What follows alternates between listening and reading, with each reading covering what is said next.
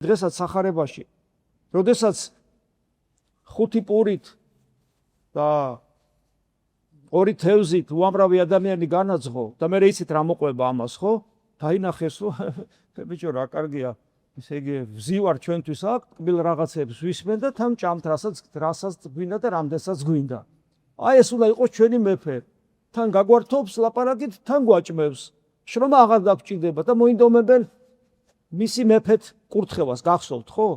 და აი ეს მდგომარეობა, ანუ განსაკუთრებულ პატივს მიაგებენ, რა თქმა უნდა უფალს და რა თქმა უნდა მოწაფეებსაც, იმიტომ რომ უფალი ამრავლებს და მოწაფეების ხელით ურიგდებათ მათ ეს ყველაფერი და აი ეს განსაკუთრებული პატივი იმის გამო კი არა, რომ ღმერთისგან ნიშანი იხილეს, რომ ღმერთია მათთან, ამის გამო კი არა, არამედ შიოდათ და განძღდნენ.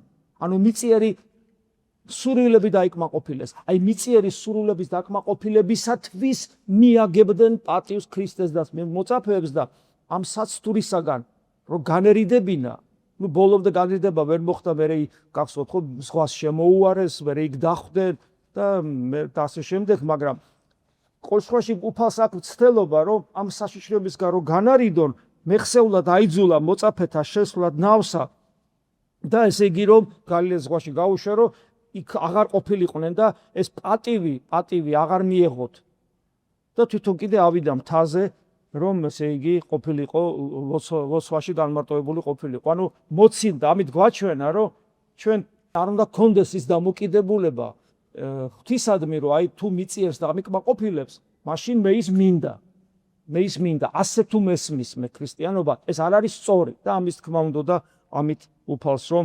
მოწაფეებსაც არ მისცა მათთან კომუნიკაციის საშუალება და თვითონაც განერიდა.